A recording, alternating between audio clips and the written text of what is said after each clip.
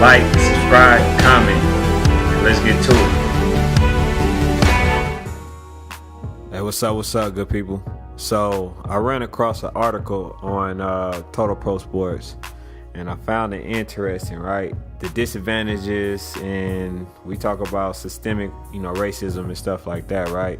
So this is like a prime example of what we mean, like systemic racism, and how things are basically put into place to not, have the people say that they are racist, but the system in itself separate and segregate, the different ethnicities and stuff like that. So one of the things are area codes.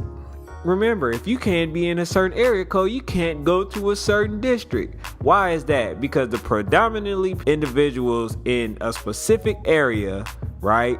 So let's say, for instance, let's just go to a fictional or let's go to a 90210 Beverly Hills, right?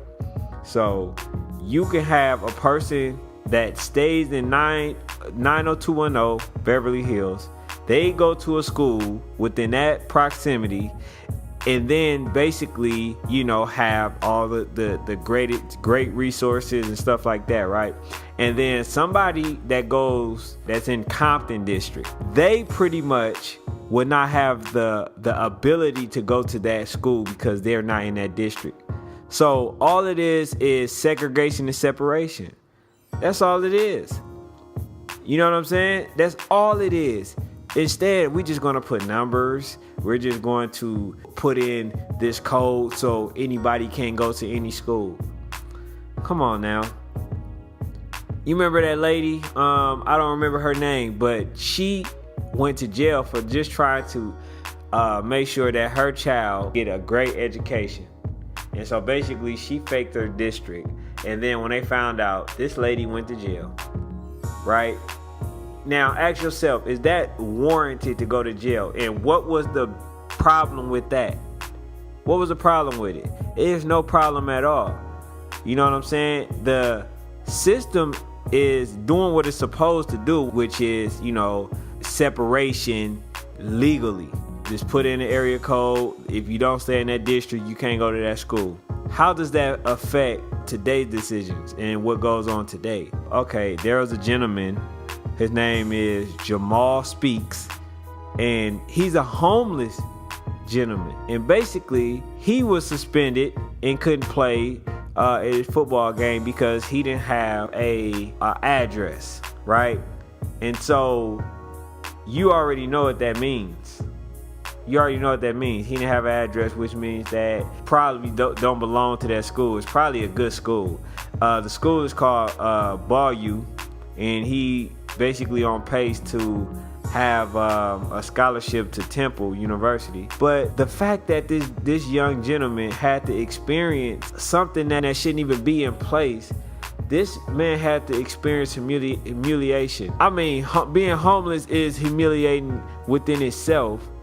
But for this gentleman to go to school and then not be able to play because he doesn't have an address, man, that is absurd. That is insane to me. And then people, they gotta understand, man, that some things is just not black and white, man.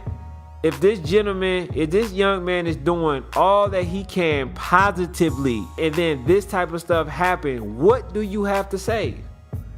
What advice can you give someone who experienced these type of situations when he's trying to do the right thing? When more obstacles that already in place for him, more obstacles he have to go through because of an address. He doesn't have an address. Come on now, that has to not sit well with everybody in every ethnicity.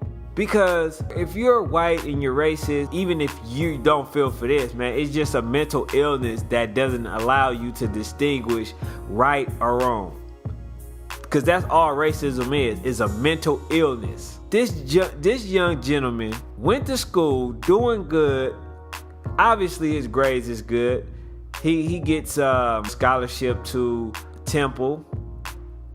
But all of a sudden he's suspended because he does not have an address. He his father is deceased. He doesn't have a great relationship with his mother. Now, I'm going to tell you from experience, man, when you don't have a great relationship with your mother, man, that's an everyday pain that some people will never know. So this young man is going through pain every day because obviously the way that he stated that his father was deceased, he had a great relationship with his father. And then somehow him and his mom can't get along, so he end up being homeless if she don't have a home herself. But it's to the point where it has him in a situation where he has to sleep at friends' houses. But the fact that you would even think about kicking this young man off the team or stop him from playing on the team based off him not having the legitimate address, it has to irk you. It has to. You know what I'm saying? Because it irks me, man. And when we talk about racism, systemic racism, these are the exact things that we're talking about.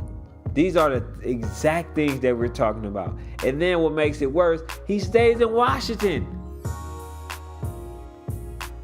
And then this young man is basically forced with a situation that he can't control, but he's trying to do the best he can dealing with the circumstances that was dealt at hand.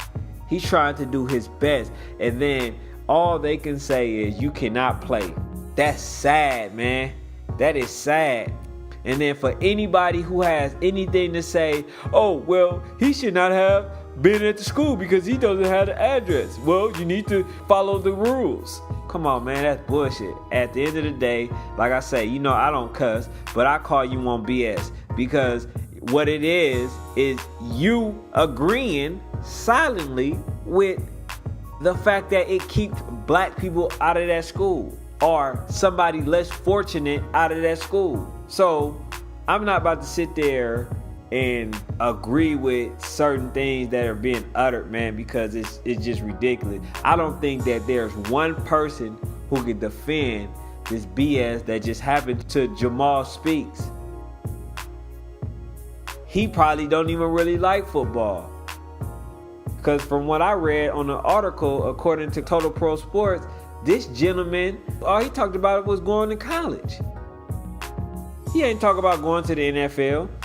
He probably wanted to go to college to get a free ride so he can do other things. He just probably used that as a stepping stone. You know, I could talk about this all day, man. You know, it's just sad when you see things like this. A young man, you know, really just striving. And then you have some people who actually created these type of guidelines, you know what I'm saying, for various reasons, so we can keep the blacks separated from the whites, which is the old, like I say, mentally ill thinking, you know what I'm saying, from racist people, because that's all racism is. I'm redefining the definition. Racism is a mental illness. That's the definition of racist. Mentally ill. But that's all I got for now, man. You know, subscribe to my channel if you haven't already. Thank you for listening.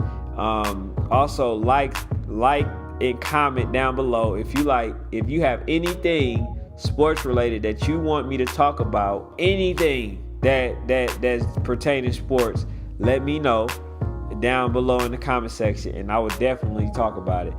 But that's all I got for now. It's your boy Ken, and I'm out.